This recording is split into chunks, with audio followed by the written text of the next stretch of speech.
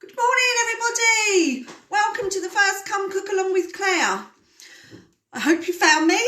I hope you're here. I hope you're not as nervous as I am.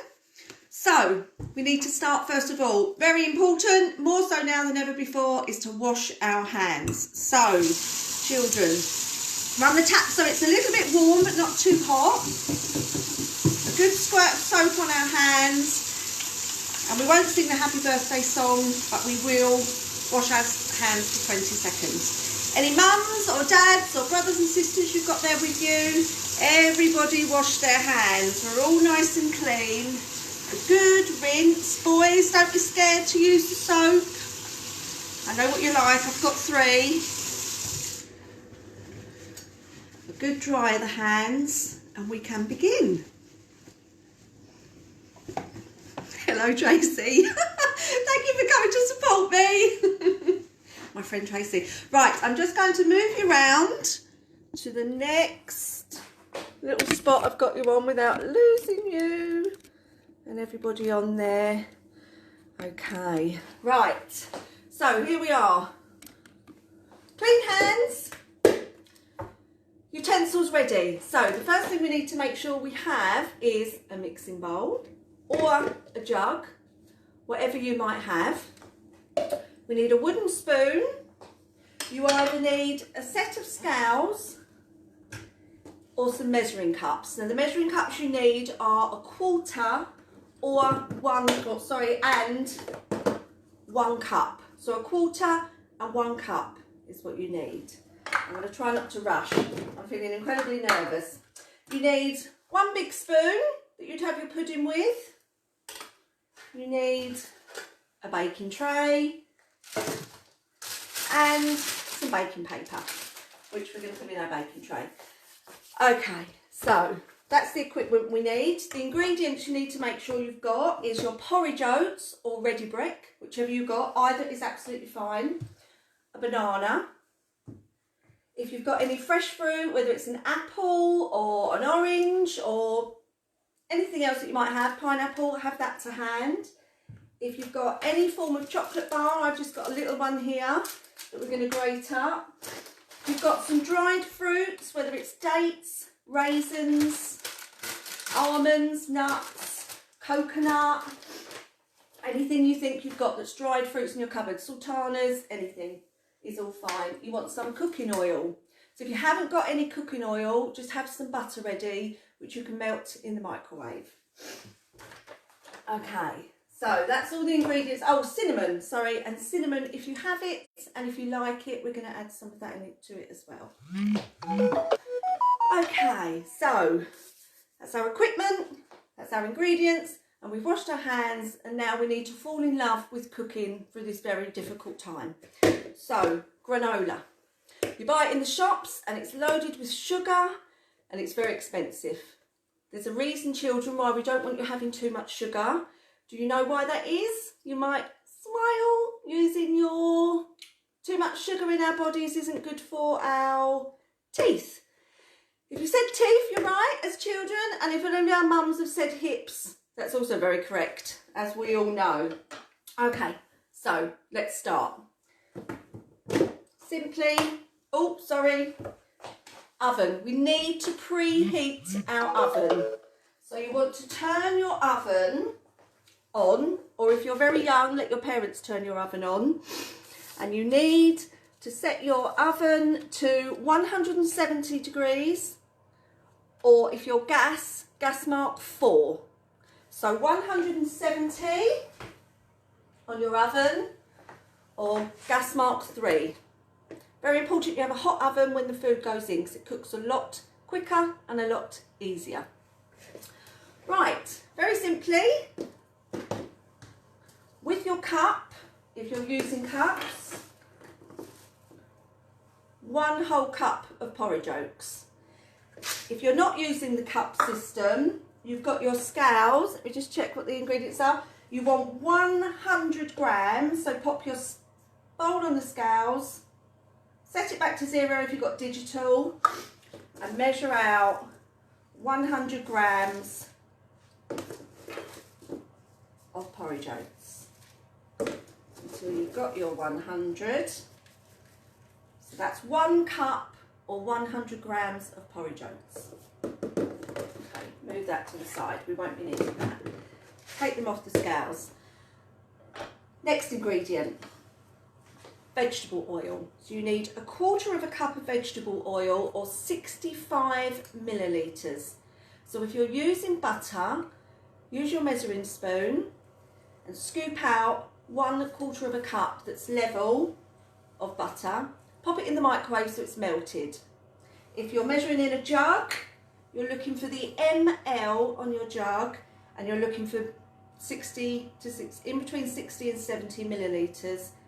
In between there, it's going to give you 65 millilitres of cooking oil. If you have the cups, which are brilliant to have, because that's a lot simpler way to measure things and it doesn't seem as long when you're cooking, you pour all the oil into the cup and you pour it over your porridge oats. In they go.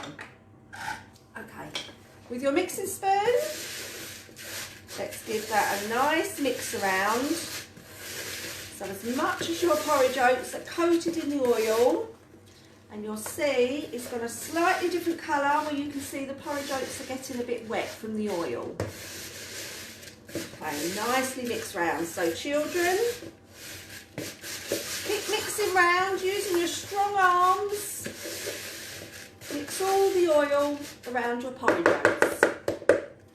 Okay, once everybody's done that, I want everyone to catch up, any of the little ones, or if the older ones are going a bit slow, especially my regular Come Cook with Claire's. Okay, so the next ingredient, our banana. Don't panic if you haven't got a banana, you can just leave it out. But this is where we're going to get a bit messy. So we want to peel the banana, pop our skin in the composting bag, just using our hands. So if your banana's a bit brown, don't worry, because that's even easier to squish your banana.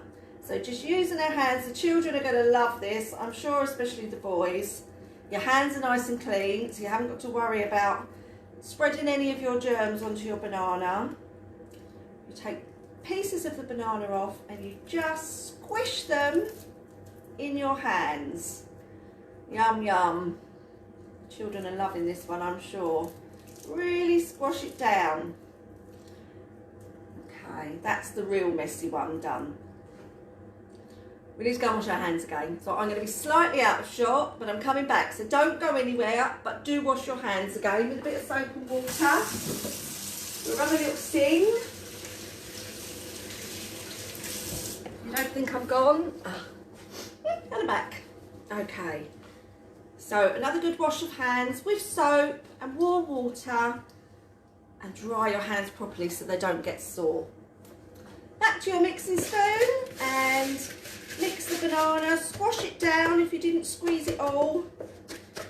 So just like you're mashing your banana with a masher, but with your wooden spoon. Mix it all around. And that will melt nicely into the porridge oats when we cook this. Okay, so any dried fruit we're not going to add until 10 minutes into cooking. But if you have any other fresh fruit, like an apple for instance, we can chop that up. Not very prepared. So you can chop, if you've got an apple, chop that up. Sorry, you probably can't see that. Just cut it up into 3 fingers each side, removing your core. And then just into little squares, just like that. Pop it into your bowl, as much or as little as you want. You can use half, and you can snack on that other remainder a bit later. So any fresh fruit you've got, whether you're using up pineapples, extra bananas, apples, satsumas, kiwis, strawberries, anything like that. Frozen fruit can go in as well. This recipe really is, especially at the moment, just about adapting it to have any ingredients that you've got inside, because it's so stressful for everybody trying to go and get some shopping at the moment. So everything I'm going to be cooking, hopefully you'll be able to adapt it to whatever ingredients that you've got indoors. So that's nicely mixed. If you like cinnamon, just dried cinnamon is fine, very cheap. You probably already got it in the cupboards already. A little tip for the mums, which I found out recently, cinnamon does stop you craving sweet things. So I'm in the process of trying it, so we'll see if it works. So you want, using your big spoon that we already had out ready, just tip, the cinnamons are on, so you've got a level spoonful of the cinnamon. And sprinkle that over your porridge oats. Put the lid back on because you really don't want that tipping anywhere. Again, another big mix for the children or the adults. I eat this myself, so this isn't actually for children necessarily. I use this to snack on all the time. Okay, that's lovely. So that's looking nice and gooey. And like it's almost the beginning of a flapjack is actually what it's going to look like, which is absolutely fine. If you're adding chocolate, you don't have to. If you've got anything, you might have a bit of a biscuit or a bit of a half a Kit Kat, anything you've got. I've got a little bit of Mars bar. I've got the tiniest grater ever in the world, which when the children come here, they love using this little one. And you're simply just going to grate some chocolate, because we're not adding any sugar to this recipe whatsoever. So a little tiny bit of chocolate going in won't do us any harm, and it'll help the children eat it because it'll be the familiar sweet taste that they might be used to. If you've got cooking chocolate chips, that's absolutely fine. Pop some of those in as well.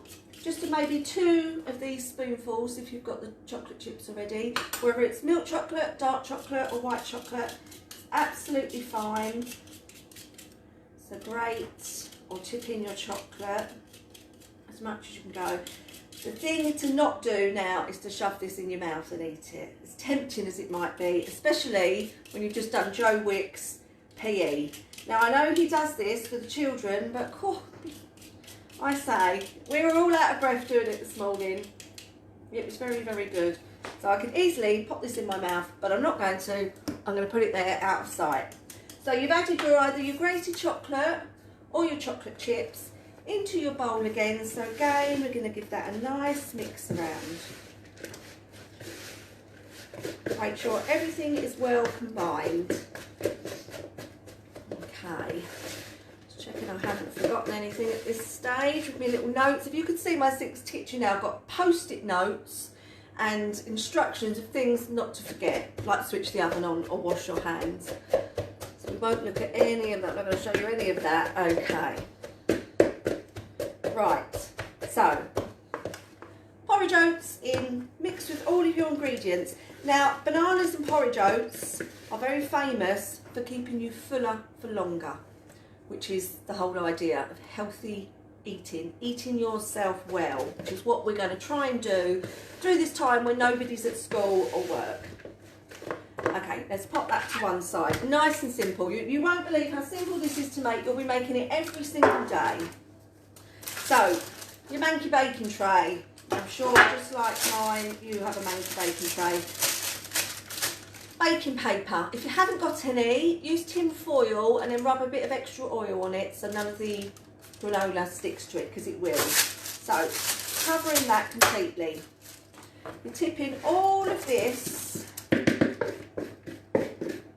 into your baking tray, scoop it all off.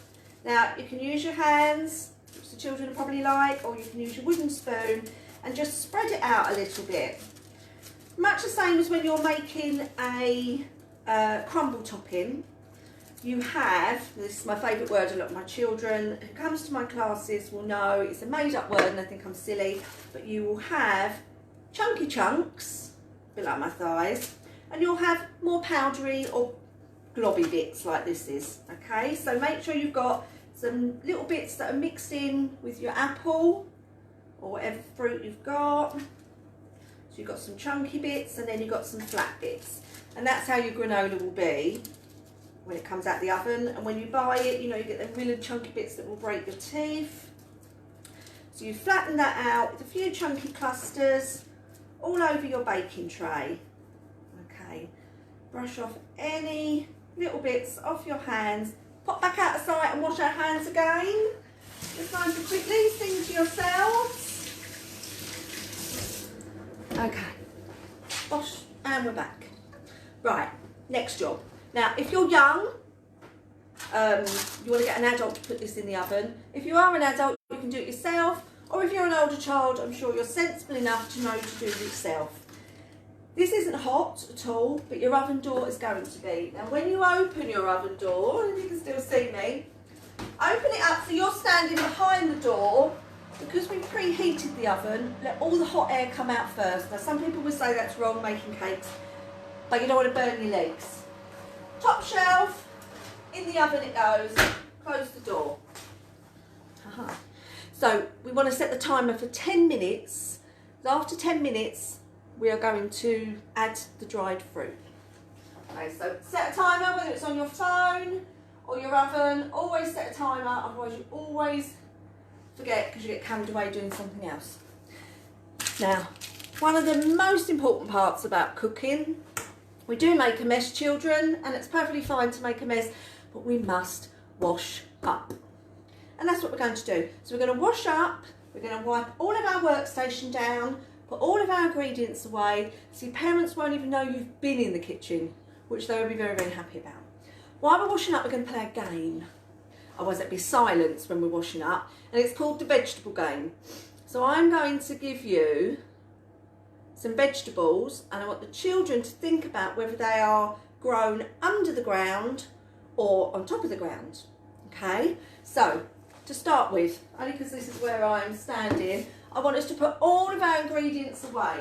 So back in the cupboard where your porridge oats goes, where your vegetable oil goes, in the cupboard. Keep our dried fruit out.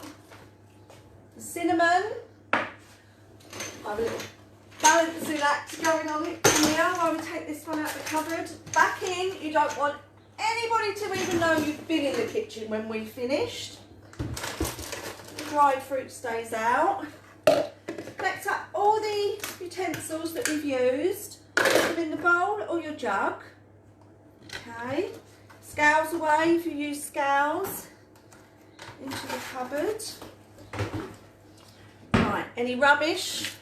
I'm going to throw that chocolate bar away, I will eat it. And I'm trying to avoid doing that. I'm back.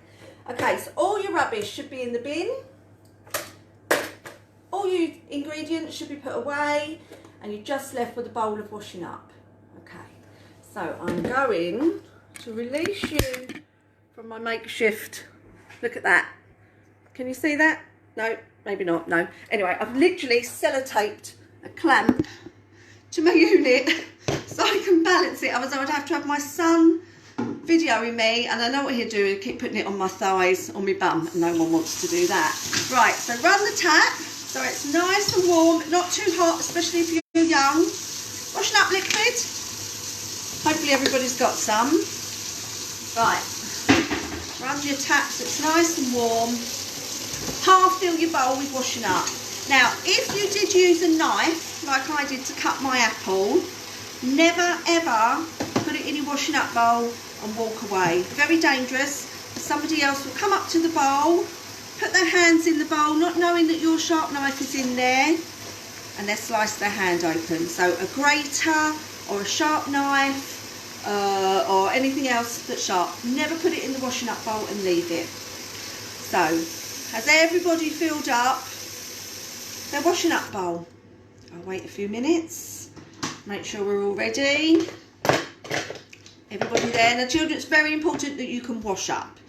I recently did a little lesson with some year 9s, and they had to wash up, and I don't think they've ever washed up before. We're all very spoilt maybe with dishwashers, but we're washing up by hand today. So anything that isn't sharp, your spoon and your measuring cups in the washing up bowl, and you can start washing up. Okay, nice rinse and then on the draining board. So this game, the vegetable game. So the children, hoping I'm not boring adults that are watching this. Children, vegetables, they grow under the ground and they grow on top of the ground. So if I was to say a tomato, a red juicy tomato, where would that be growing? Would it be growing on top of the ground? You're going to all stand up if it is on top, Or you can all crouch down if you think it's under the ground. So a tomato on top of the ground or under the ground. Well done. On top of the ground. Well done, everybody. Okay, the next one is a potato. A yummy potato we make chips out of. Jacket potatoes, mashed potatoes. Where does a potato grow? Underground or on top of the ground? Did you all crouch down because it's under the ground? Well done, everybody. So let's try another one. A parsnip. We might have that with our roast dinner on a Sunday. I hope you're still washing up while you're thinking about where your vegetables are growing. So does a parsnip go on top or underground? Grows under the ground. Well done, everybody.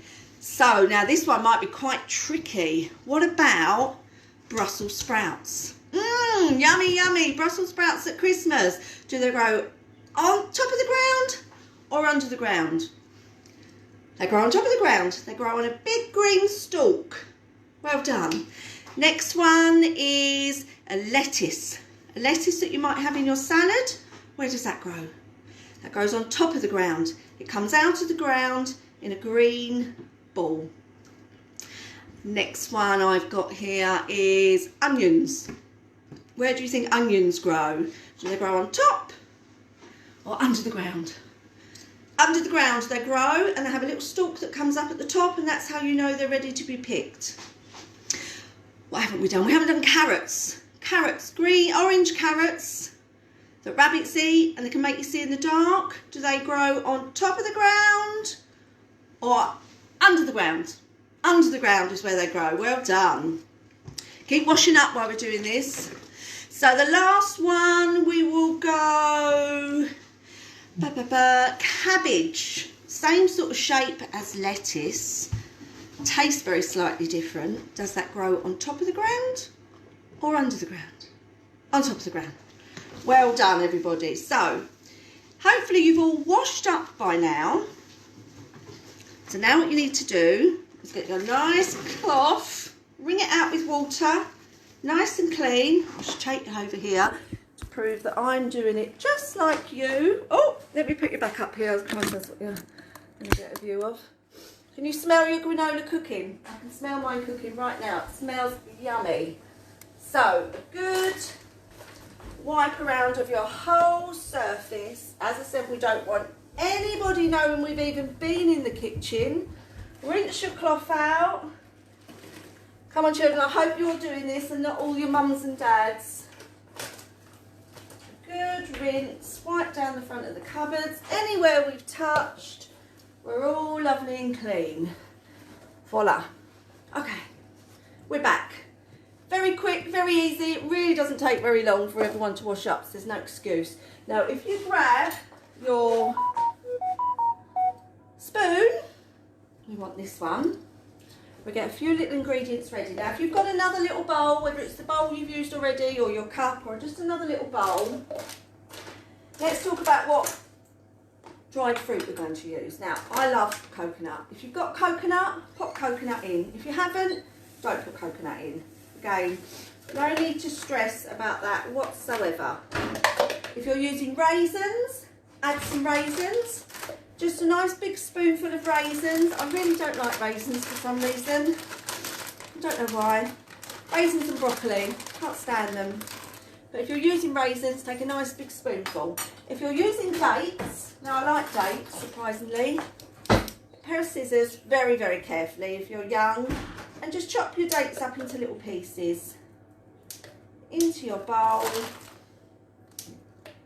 Yummy, yummy. If you're adding nuts, that's fine, whether you've got just normal peanuts, you've got some unsalted nuts. Oops. I've got flaked almonds here, just to add a bit of crunch. But you don't have to add nuts at all. Whatever the children like, you want them to eat it. So we want them to add the ingredients that they like. And if they're all cooking it, the idea is that they're more inclined to try what they've cooked, even though they say they don't like porridge and they don't like granola. They will like this because they've made it themselves. So just a few ingredients, we'll give them a nice little mix around. Now, we're going to take this, even though Oh, we're just about a minute left, so that wasn't too bad timing. So what we need to do is take the baking tray out the oven, set it on top of your hob or on a cooling rack, whichever you've got to hand, she says, because she hasn't. I will get the hang of this. One cooling rack. Very carefully, so take a thick towel that's dry, you take an oven glove, whatever you've got, but you'll be pretty much within the 10 minutes now. I'm like 20 seconds, I think. So I'm going to take mine out. So again, open the oven door and let that initial heat leave the oven and not go onto your legs. So out comes your granola, shut the door, very carefully if you're little, pop it down on there. Now you need to remember, children, that all of this is hot. Do not catch your wrist or your arm or anything on this. It'll be very, very painful. Do not be tempted to pop a bit in your mouth either, because it will burn your mouth. There's my timer. It will burn your mouth and you won't be able to taste anything for weeks. So on it, here it is. So you'll see, now I'm picking this up but you're not going to.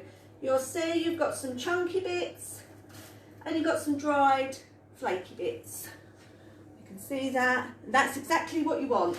Now it might still be a little bit squidgy, so it is going back in the oven for about 15 minutes.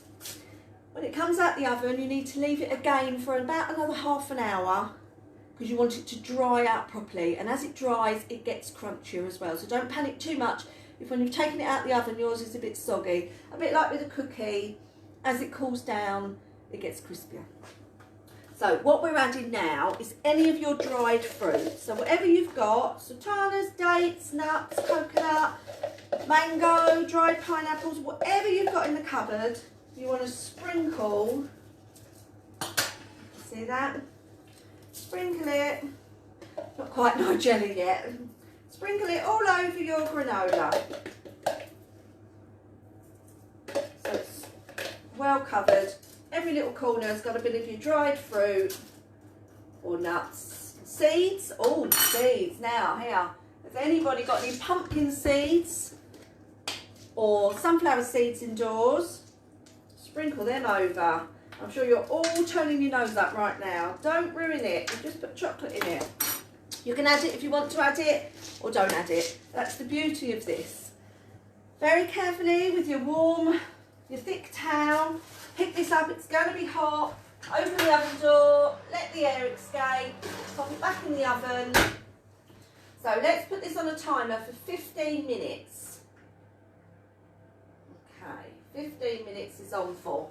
That's the final stage of cooking. Now I'm not going to stand here and babble on for 15 minutes. I'm going to leave you to let that bake. Once it's out the oven, leave it on your baking tray. Do not be tempted to pop it in your mouth, children or teenage boys, whoever's doing this, because you're going to burn your tongue and you will not be able to taste anything.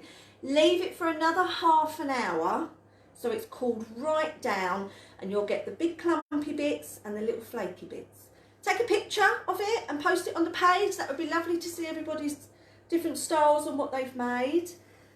Then, when you're ready to eat it, you can eat it with simple milk like you would a normal breakfast cereal, or if you've got natural yoghurt or any flavoured yoghurts, whatever you've got in your fridge that you're allowed to use, have a bowl full of yoghurt and sprinkle this on the top. It's really yummy. It makes a great snack. It makes a great breakfast. I always have a 9 o'clock craving for something with my cup of tea, so I've been having this with yoghurt and the granola on the top. But you can also, if you've got some tinned fruit that you want to use up, children can have the tinned fruit in their bowl and they can sprinkle some of this granola on top. It's another way of getting fruit into them, but with a little bit of sweetness on the top, which is what they really like. So here we are. I hope that wasn't too bad. So nervous, I can't breathe. So I'm hoping I will relax a little bit and this will be a bit better for us all. I'm going to do these twice a week, on a Wednesday and a Saturday at 10 o'clock. All being well. So you can tune in live or you can watch it at any other point. You can share it onto a page to grandchildren, to different families. Share it around. You can even, if you know how to work the technology, have children having a WhatsApp video group and you all cook it at the same time with each other, as well as having me on live or on catch up. If you know how to do that sort of thing, please tell me because I don't. So on Saturday, I will post this later, but we're going to make mini omelettes.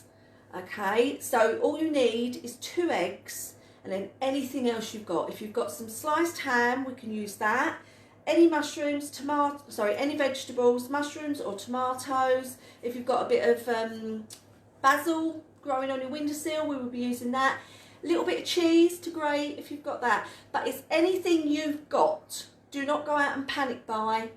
Anything you've got indoors, we can adapt it. We will be popping them in the oven. If you've got a silicone tray like this, that's all you need. If you haven't got a silicone one, if you've got some muffin cases, then we can cook the mini omelettes in the oven in those, and then they won't stick to your tin. So anything like this. I will post this on later on anyway. Thank you for watching, whether it's live or later on. Post some pictures of your granola. Post pictures of the children eating the granola, and let me know how you got on and if you liked it. Thank you very much. And I'll see you soon. Bye. Oh, out the way.